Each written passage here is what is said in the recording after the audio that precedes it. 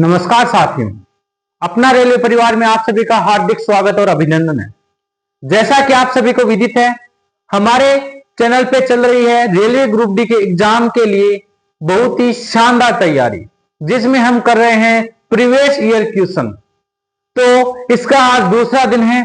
बिना देरी के वीडियो को शुरू करते हैं और शानदार शानदार पीवाईक्यू की सीरीज का आनंद लेते हैं। साथ साथ में आप क्वेश्चन लिखते रहना और सभी क्वेश्चंस की पीडीएफ हमारे टेलीग्राम चैनल पे आपको प्रोवाइड करा दी जाएगी।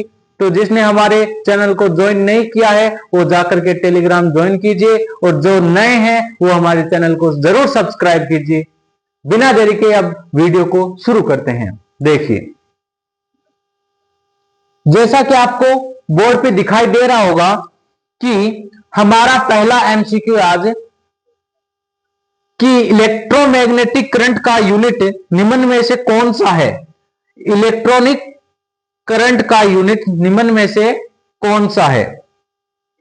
इलेक्ट्रॉनिक करंट का यूनिट निम्न में से कौन सा है। ऑप्शन ए है केल्विन, ऑप्शन बी है मोल, ऑप्शन सी है कैंडेला, ऑप्शन डी है एम्पियर। तो इलेक्ट्रॉनिक करंट यानी कि विद्युत धारा का मात्रक क्या होता है। विद्युत धारा का मात्रक होता है एम्पियर। विद्युत धारा का मात्रक क्या होता है, एम्पियर। यानी कि अपना ऑप्शन डी क्या है, बिल्कुल ही सही है। समझ में आ गया। उसके बाद अगला क्वेश्चन है, नीचे कथन दिए गए हैं दो, कि पहला कथन है त्वरित चालक इमारतों को नष्ट होने से बचाते हैं और एक कथन है ये आवेश को पृथ्वी तक भेजते हैं। तो निम्न में से कौन सा सही है, कौन सा गलत है। तो देखिए, पहला है कि कथन ए तथा आर दोनों सही है। आर ए का सही कारण है। एक कथन है, एक कारण दिया गया है। तो अपना ऑप्शन ए क्या है, ऑप्शन ए बिल्कुल ही क्या है, सही है।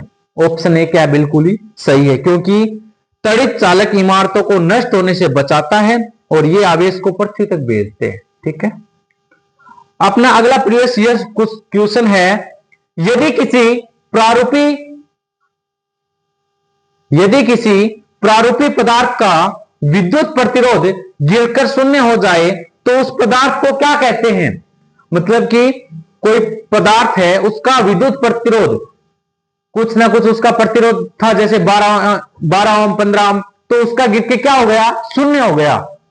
प्रतिरोध क्या हो गया, शून्य हो गया। तो उसको हम क्या बोलेंगे, अति चालक। क्या बोलेंगे, अति चालक। अपना ऑप्शन ए क्या हो जाएगा, करेक्ट हो जाएगा। ठीक है, वो क्या एक अति चालक है। अपना अगला क्वेश्चन है कि चुंबकीय सुई किस तरफ संकेत करती है। आपको पता है चुंबकीय सुई का उपयोग हम किस में करते हैं, दिशा सूचक यंत्र में। और दिशा सूचक यंत्र में चुंबकीय सुई हमेशा कौन सी दिशा को इंगित करती है, हमेशा उत्तर दिशा को। तो अपना ऑप्शन कौन सा सही हो जाएगा, ऑप्शन सी, उत्तर दिशा वाला। देखिए, अपना अगला है प्रोटॉन में परमाणु रहते हैं। तो आपको पता है कि परमाणु के अंदर एक नाभिक होता है। एक क्या होता है, नाभिक। और नाभिक में क्या पाए जाते हैं, प्रोटॉन तथा न्यूट्रॉन। प्रोटॉन तथा न्यूट्रॉन। जबकि इलेक्ट्रॉन नाभिक के चारों तरफ क्या लगाते हैं, चक्कर लगाते हैं। तो परमाणु में प्रोटॉन कहां रहते हैं, नाभिक के भीतर। ठीक है। तो अपना ऑप्शन ए क्या हो जाएगा, सही हो जाएगा। अगला अपना क्वेश्चन है, पृथ्वी की आयु का निर्धारण निम्न में से किस विधि द्वारा किया जाता है। कार्बन डेटिंग विधि, जैव तकनीकी विधि, जैव घड़ी विधि और यूरेनियम। तो पृथ्वी की आयु का निर्धारण किया जाता है यूरेनियम द्वारा। कौन सी विधि, यूरेनियम। ठीक है। अपना ऑप्शन डी क्या हो जाएगा, एकदम सही हो जाएगा। साथ साथ में क्वेश्चन देखते रहना, आपको अच्छे से बोर्ड पे दिखाई दे रहे हैं सारे क्वेश्चन। देखिए, शानदार क्वेश्चन आया इस बार। दूरदर्शन के संकेत एक निश्चित दूरी के बाद नहीं मिल सकते, क्यों। तो क्योंकि पृथ्वी की सतह क्या होती है, वक्राकार होती है। तो हमारा ऑप्शन डी क्या हो जाएगा, एकदम सही हो जाएगा। उसके बाद अपना अगला क्वेश्चन है कि किसी लेजर में सभी परमाणु प्रकाश तरंगें उत्सर्जित करते हैं। किसी लेजर में जितने भी परमाणु होते हैं वो क्या करते हैं, प्रकाश तरंगें। ठीक है। तो इसमें क्या एक क्या करते कि एक ही आयाम के और एक ही कला के। तो ये क्या है, तीनों ऑप्शन क्या अपने सही है। अगला क्वेश्चन अपना बहुत ही शानदार क्वेश्चन है, निम्न में से कौन सा युग्म सुमेलित नहीं है। मतलब कि इसमें कोई दिया हुआ है, जैसे वाष्प इंजन है तो इसकी खोज किसने की थी? जेम्स वॉट ने। टेलीफोन की खोज किसने की थी? ए.जी. बेल ने। और टेलीविजन की खोज किसने की थी? जे.एल. बेयर्ड ने। जबकि इस जो ऑप्शन डी है वो अपना क्या है? गलत है, क्योंकि पेनिसिलिन की खोज जे पार्किंस ने नहीं की थी। ठीक है। अपना अगला क्वेश्चन है, अल्फ्रेड नोबेल ने किसका आविष्कार किया था? अल्फ्रेड नोबेल ने किसका आविष्कार किया था? किसका किया था? डायनामाइट का। किसका आविष्कार किया था? डायनामाइट का। यानी कि अपना ऑप्शन सी क्या हो जाएगा? बिल्कुल ही राइट हो जाएगा।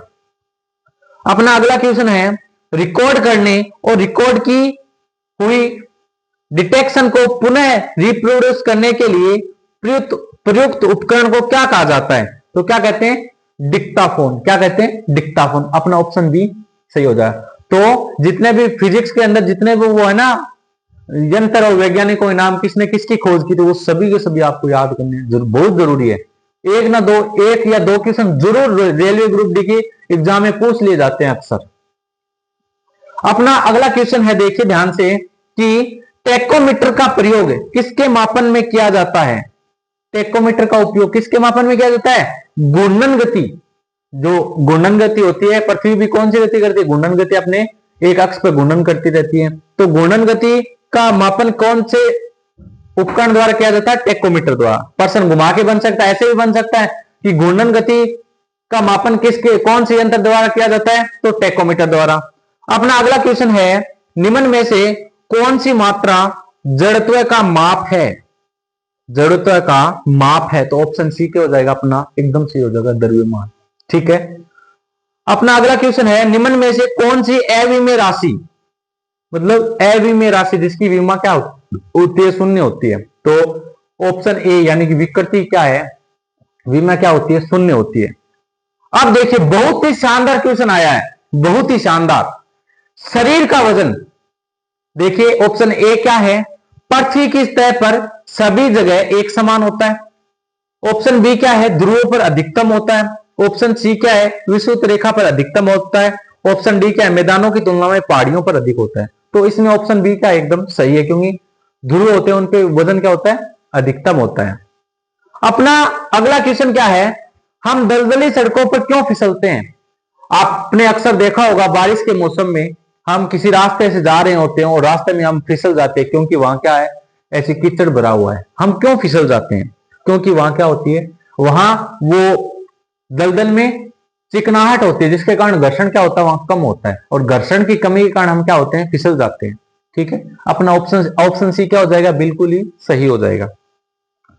अपना अगला क्वेश्चन है बहुत ही बढ़िया, किसी लिफ्ट में बैठे हुए व्यक्ति को अपना भार कब अधिक मालूम पड़ता है?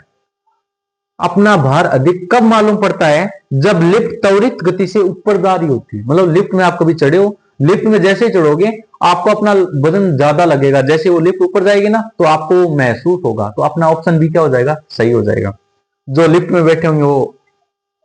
अगला है, श्यानता की इकाई है, मतलब श्यानता का मात्रक क्या होता है? तो श्यानता का मात्रक होता है क्वाइस। ऑप्शन ए, अपना ऑप्शन ए क्या हो जाएगा? बिल्कुल ही सही हो जाएगा। अगला प्रश्न है, क्यूसेक से क्या मापा जाता है? क्यूसेक से क्या मापा जाता है? तो क्यूसेक से क्या मापा जाता है? जल की शुद्धता मापी जाती है, जल की गहराई मापी जाती है, जल का बहाव मापा जाता है, या फिर जल की मात्रा? बताओ। तो जल का बहाव, यानी कि ऑप्शन सी क्या हो जाएगा? बिल्कुल सही हो जाएगा। मेरी बात को ध्यान से सुनिए, कुछ कुछ प्रश्नों में मैंने ऑप्शन नहीं लिख रखे हैं उत्तर वाले, तो जो मैं बोल रहा हूं वही उत्तर हो रहा है। ठीक है ना? सिर्फ आपको क्वेश्चन और 4 ऑप्शन ही दिखाई दे रहे हैं। अगला प्रश्न है, चंद्रमा पर वायुमंडल नहीं है, क्योंकि क्यों नहीं है? बताओ। क्योंकि यहां परमाणुओं का पलायन वेग उनके वर्ग मध्य मूल वेग से क्या होता है? कम होता है। तो ऑप्शन डी क्या हो जाएगा? अपना बिल्कुल सही हो जाएगा। अपना अगला क्वेश्चन है बहुत ही अच्छा क्वेश्चन है, अत्यधिक शीत ऋतु में पहाड़ों पर पानी की पाइपलाइन फट जाती है, इसका कारण क्या है? बताओ। क्योंकि पाइप में पानी जमने से पाइप क्या होता है? फैलने लगता है। ठीक है। और फैलने की लिमिट ज्यादा अधिकतम हो जाती है तो वो पाइप धीरे धीरे फटने लगता है। अगला प्रश्न है, मनुष्य में आर्द्रता से परेशानी महसूस करता है। मनुष्य क्या होता है? आर्द्रता यानी जो गर्मी होती है, हुमस, उससे क्या करता है? बहुत ही परेशान होता है। इसका निम्न में से कारण क्या है? इसका कारण एक ही है कि पसीने का आर्द्रता के कारण वाष्पित नहीं होना। पसीने के कारण वो गर्मी होती है, वो क्या नहीं होती? वाष्पित नहीं होती। अब देखो, आप बहुत ही एक रूम में हो, आपको बहुत गर्मी लग रही है, आपको बहुत पसीना आ रहा है, आपको वहां गर्मी लग रही है, बाहर यदि गर्म हवा चल रही है और आपको पसीना आया हुआ है, आप उस गर्म हवा के सीध में जाइए, आपको वो गर्म हवा भी आपको क्या लगेगी? ठंडी लगेगी। ठीक है ना? कभी करके देख लेना। अब तो वैसे सर्दियों के मौसम में बाहर मत निकल जाना, गर्मी लगेगी, जुड़ के बैठ जाओगी। जो हमारे चैनल के डायरेक्टर साहब हैं, सैनी सर, उनको बहुत सर्दी लगती है। वो अक्सर कहा करते थे, वैसे तो यूट्यूब पे वो लाइन बहुत वायरल हो रही है, लेकिन उनका जो स्ट्रगल है ना, बहुत यूनिक है। सैनी सर ने जितना स्ट्रगल किया उतना किसी ने नहीं किया। 9 साल तक, 9 साल दिए उन्होंने रेलवे को। 9 साल उन्होंने, इतना ज्यादा उनको हर एक चीज का नॉलेज है रेलवे के बारे में। आपको कुछ भी जानकारी चाहिए तो सैनी सर जो भी आपको जानकारी देंगे वो बिल्कुल सही और सटीक देंगे। तो टेलीग्राम चैनल को जरूर ज्वाइन करना। अगला है हमारा, शीतकाल में एक मोटी कमीज की अपेक्षा 2 पतली कमीजें हमें अधिक गर्म क्यों रख सकती है? अब बताओ, एक तो मोटी कमीज पहनता है और 2 पतली पतली क्यों रख पाता है? अब तो अपना ऑप्शन सी है कि 2 कमीजों के बीच वायु की प्रतिरोधी के माध्यम के रूप में काम करती है। मतलब 2 कमीज हैं, उनके बीच में क्या है? जैसे हम बोलते हैं कि रजाई के ऊपर एक कंबल डाल लिया करो, चाहे 2 रजाई डालो या फिर रजाई के ऊपर एक पतली सी कंबल डालो, आपको सर्दी क्या लगेगी? कम लगेगी। क्यों? क्योंकि जो हमारी रजाई है, रजाई के ऊपर क्या है? कंबल है। तो दोनों के बीच में क्या है? एक वायु है, वो एक परत बना लेगी। वो क्या बना लेगी? परत बना लेगी, जिसके कारण हमें अंदर सर्दी नहीं हमारे तक पहुंच पाएगी। सेम वही है। तो अपना ऑप्शन सी क्या हो जाएगा? बिल्कुल ही सही हो जाएगा।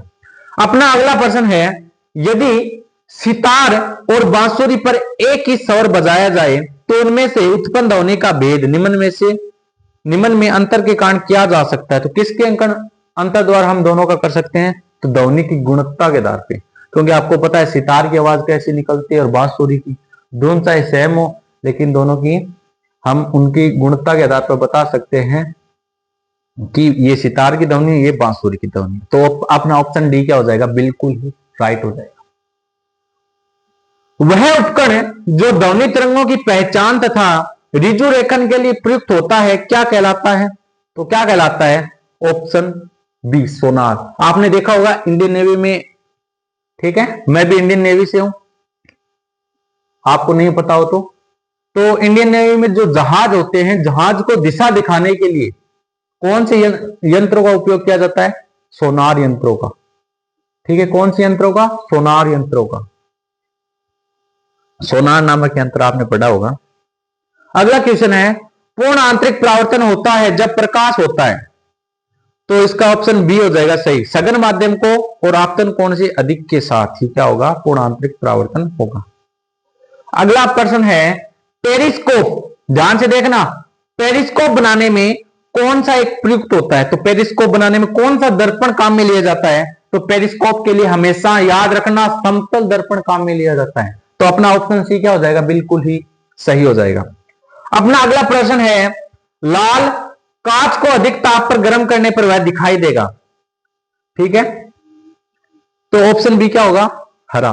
क्योंकि आपको मैंने कल बताया था, शायद हमारी केमिस्ट्री की क्लास चल रही थी, बीएसएफ आरओआरएम की जो क्लासेस चल रही है केमिस्ट्री की, उसमें मैंने आपको बताया था कि लाल रंग है वो हरे रंग को पूर्ण अवशोषित कर लेता है।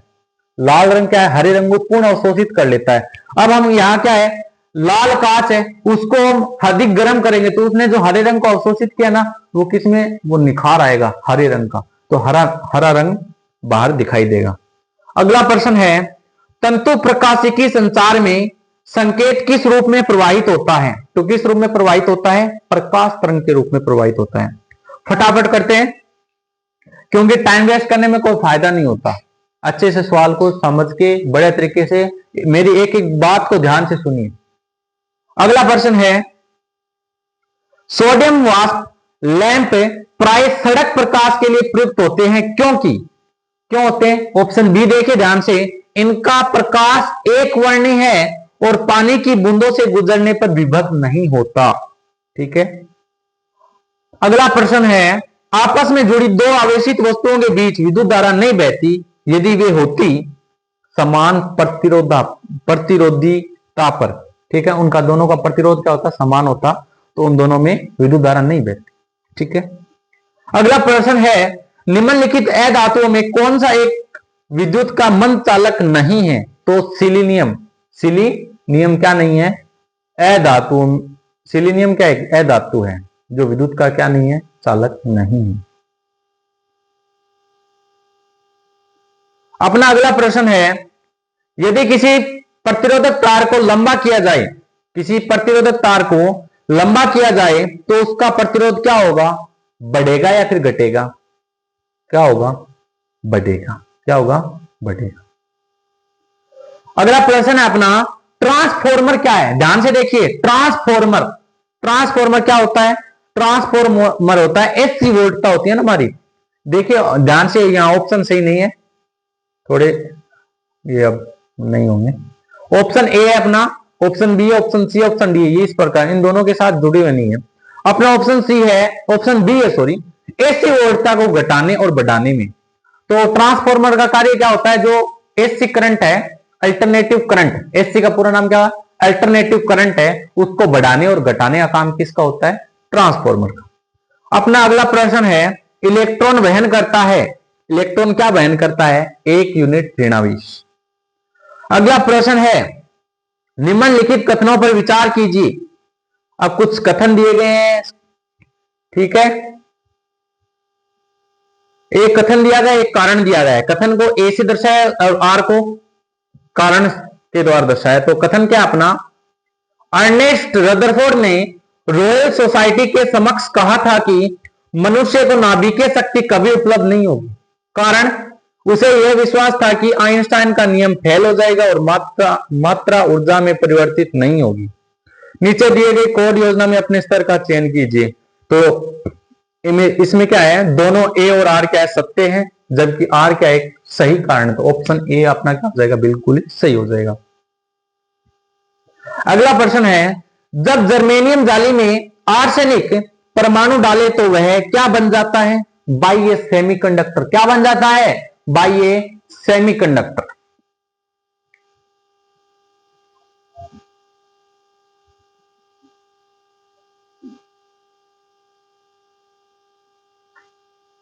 अगला प्रश्न है, सुपरकंडक्टर ऐसे पदार्थ हैं, सुपरकंडक्टर ऐसे पदार्थ हैं, कैसे हैं?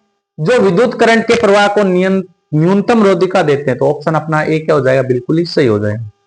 अपना अगला प्रश्न है, ध्यान से देखिए, अपना अगला प्रश्न है, कंप्यूटर का जनक समझे जाने वाले व्यक्ति कौन है?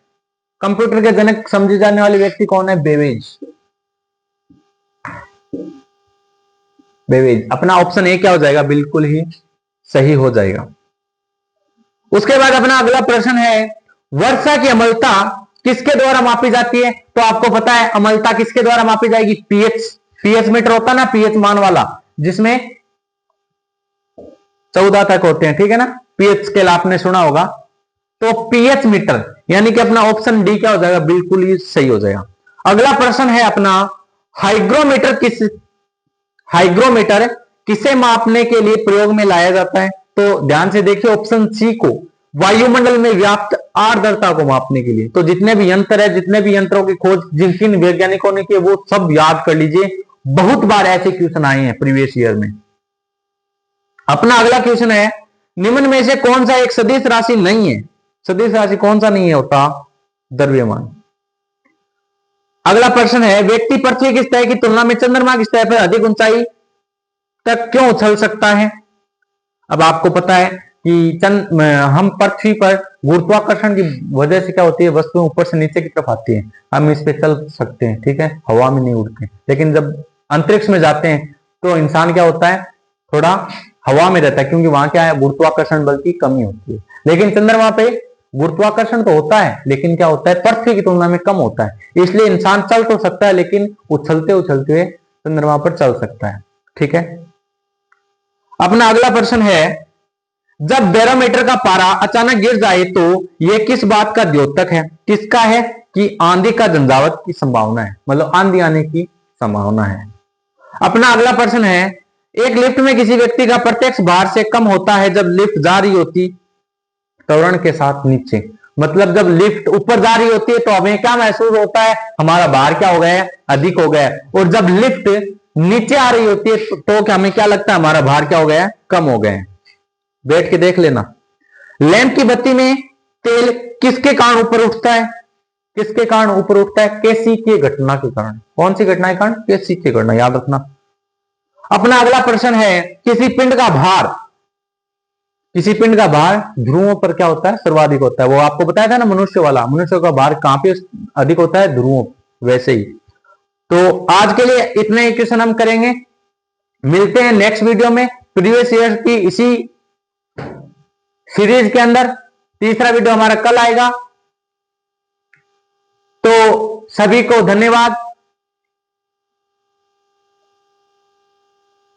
रेलवे परिवार के साथ जुड़ने के लिए। जय श्री राम, जय रेलवे। मिलते हैं नेक्स्ट क्लास में।